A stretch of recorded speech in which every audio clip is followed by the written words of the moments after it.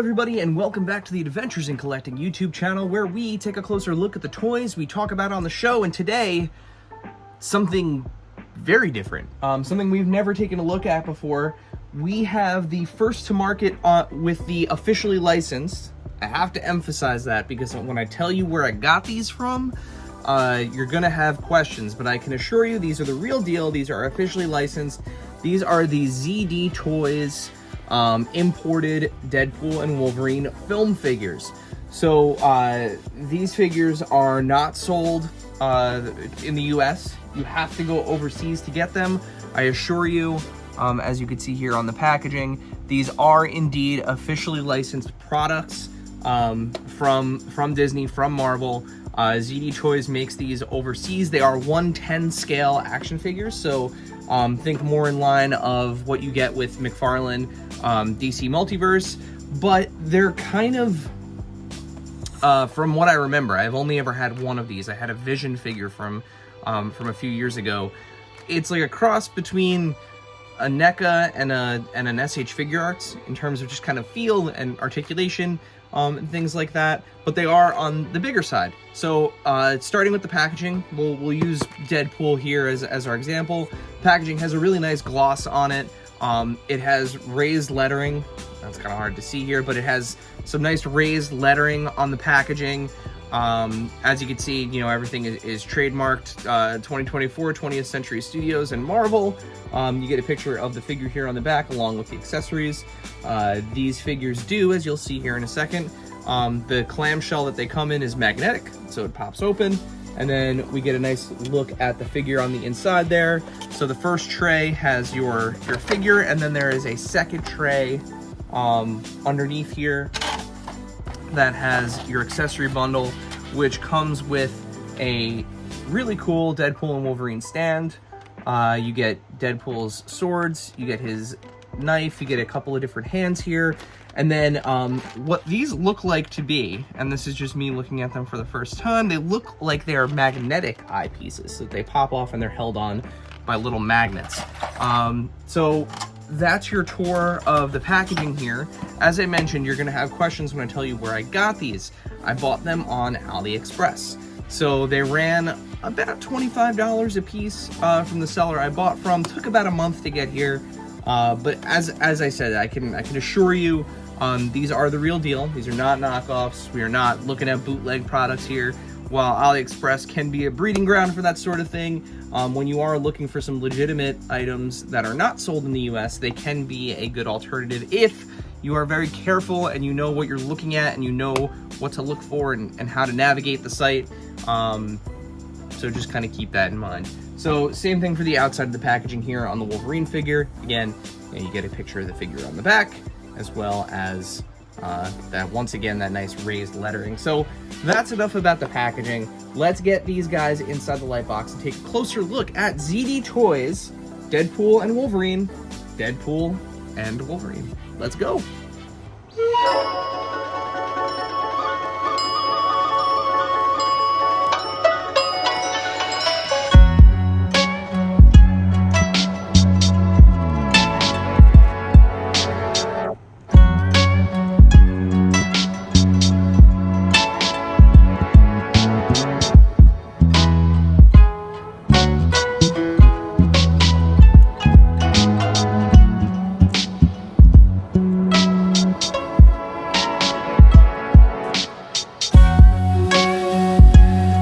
Folks, there you have it. There are your Wolverine and Deadpool figures here from ZD Toys. You saw them outside the box there, in the light box. So here's a closer look at a couple things here. So let's start off with Wolverine. I think first and foremost, scale, right? I talked about how these are kind of bigger than your, you know, they're not going to scale with your Marvel Legends. So if you're a Marvel Legends collector exclusively and you want something that scales with all of your other Marvel Legends, you are getting this Wolverine and this Deadpool and less than arguably in better form that will actually scale with your stuff. So don't jump the gun and get these to kind of check that box for now. Just wait, they're coming. As I talked about scale, you can see these are in scale with DC Multiverse. So Wolverine, Hugh Jackman Wolverine is, you know, about as tall actually just as tall as Nightfall Batman here. You can see they are that 7-inch scale, being the fact that they are 1/10 scale. So a couple of things. The shoulder pad on the left arm popped off immediately. I kind of stopped everything that I was doing real quick, just kind of glued it back in place. You know, it's no worse for wear. And also, you know, it didn't affect anything. It was clearly a QC issue. It was supposed to be glued in place. It wasn't. It just popped off. Whatever. Totally fine. This thing made it otherwise intact from overseas. In terms of movement, you can see that there's quite a bit. You know, they lean pretty far forward, pretty far back. Head movement's okay. We got a double jointed neck there, so you know you're getting the two forms of articulation. The legs are bizarre. So they do have drop down hips. So you can see the gap there with the drop down.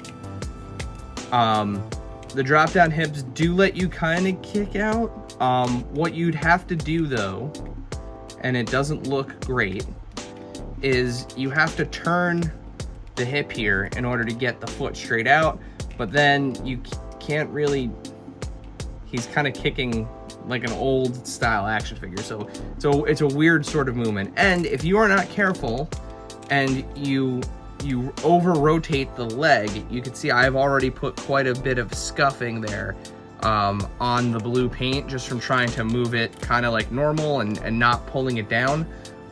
So you will scuff it up by moving it around. The suit is very, very, very, very, very well textured.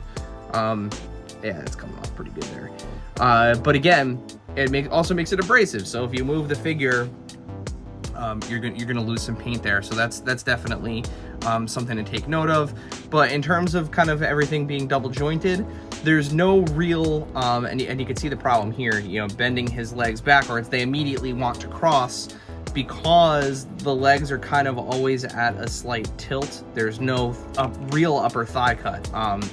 There's a little bit of give there, but not enough to really, I wouldn't go as far as to call it an upper thigh cut. So that does limit some of the things that you can kind of do here. You know, you can see even just to kind of get him Wolverine into a basic squat, he's already stuck, and I have now wedged the legs underneath the pelvis part, and they're gonna get scratched. I just lost even more paint there that time. So you know, you just want to be careful with that. You're not going to get as much movement again, say, as you would out of something like a Marvel Legends figure or an SH Figuarts figure. You do get a toe joint. You get different hands. One of my set of claws, even though they were packed in that tray, I'm not sure what happened. They warped. They got all sorts of jacked up. I'm going to try to heat them up and then flash them in cold water to see if I can kind of freeze them back into position. But they are twisted. They are warped. Not the best. Not the best. The likeness is okay. It's a little soft.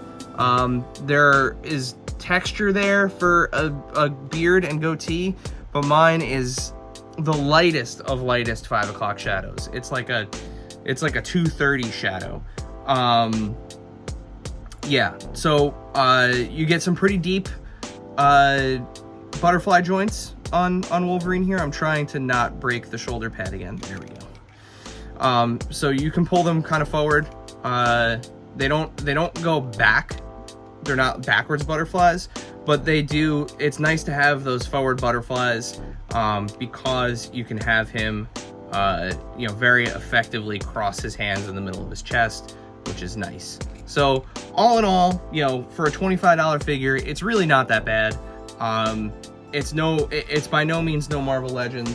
I also find that the hands look a little bit small. They're a little bit on the small side, especially I think they're the same size. They're the same size, but the hands just look a teeny bit small to me. I don't know. But the figure has a great silhouette. If you're posing it and kind of leaving it static and looking for something that's a little more in the statue category, or something that's just kind of like a nifty desk mate or something like that, I think these are really good for that. So moving on to Deadpool real quick. part and parcel the same, you know, in terms of kind of the movement, the legs and everything. Same drop down, same issues that we had with Wolverine. The colors really pop on this guy. Again, the texturing on the costume is great. Everything fits nicely. So like the dagger fits nicely. The two katanas fit nicely. There's some really great detail on here that's painted really sharp. Just looks really nice, really good deco. The pistols are completely molded in. So there's no heating and pulling these out. There's no, they don't unport, you know, for potential aftermarket ones, which is a huge bummer. He does not even come with fist hands, or with pistol grip hands. So those are in there. Your only option is for weapons are the dagger and the katanas. As I thought, the eyepieces are held in with magnets. They're a little bit finicky to get out. Like they're not like super strong magnets. It's just you need the tiniest of tiny hands, and they don't give you like a tool or anything to get these. Like people who are familiar with maybe the SH Figure Arts know that sometimes you get that little kind of poker tool to get some of these out. But once you do get them out, you can see you have the magnet in there, and you get different versions of kind of various phases of winking, which is a really nice touch. You get the pointing finger, which you know, is great. You get two pointing hands actually. So nice little just an ability to kind of give him a little bit more character in life, which is fun. I find that the head looks a little bit maybe too long for me, but all in all, I mean, again, this is a very good Deadpool figure. The hands are a little bit softer, you know, in terms of kind of just the plastic that they're made out of. So, you know, getting the katana hilts in the hands is a little difficult, but they hold, so they're really nice in there. I did not have the same problem with the shoulder pads as I did on Logan, because these are actually articulated. They move ever so slightly. Again, same, you know, the butterflies are the same there. So, and you know, I guess you could say most importantly, how do they look together, right? They look nice. They look good next to each other. They scale well in that regard, and they are a little bit bigger. So if you are more of a DC multiverse collector, you know, maybe you have all of the Batman film figures or all of the Snyder Cut figures or whatever, and you wanted something to scale with them, you know, kind of in your movie universe, I think that actually works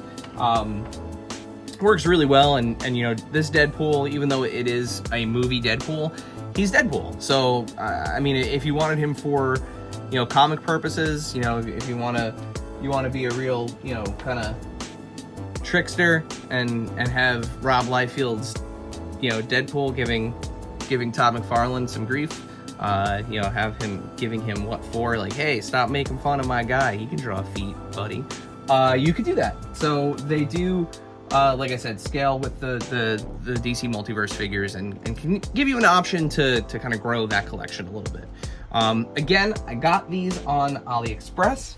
I will put a link in the description to the seller that I got them from. The way that AliExpress works, sometimes that means nothing. The seller that I got it from, their store could be closed as I'm speaking right now. So, you know, I would say use your best judgment, use caution when you're using AliExpress, especially when you're buying action figures. You don't want to support the bootleg market or the knockoff market, so make sure that you're buying something that is legitimate. I confirmed, again, these are legitimate, so that's your ZD Toys Deadpool and Wolverine, folks. So my I guess if you're looking for my personal opinion on whether I'm happy I bought these, I bought them out of sheer curiosity. Full disclosure, I loved the movie. I figured worst case scenario, they're terrible, they fall apart, I throw them out, it's $40 down the drain, you know, shame on me. Best case scenario, they end up in a display, take a couple pictures, bring them into work, and they end up adorning my desk at the office, which is probably where they're headed. So if you want 7-inch 1/10 scale Deadpool and Wolverine figures, I don't think you could go wrong with these. If you're expecting them to scale with your Marvel Legends stuff and you want to get ahead of the curve and wait and try to beat out the Hasbro stuff, totally not worth it. Don't do it. They won't scale. They'll be way too tall. You'll be very unhappy with your purchase. But there you go. There's my take. a rare should you buy this or not take from me on one of these videos. There you go, that's what you need. So, if you want to see more videos like this, go ahead, go down there, hit that subscribe button so that way you don't miss it when we post new videos. While you're down there, leave us a comment. This is a weird one. What toy are you most excited for? Just let us know. You got a bunch of stuff pre-ordered. I have a bunch of stuff pre-ordered.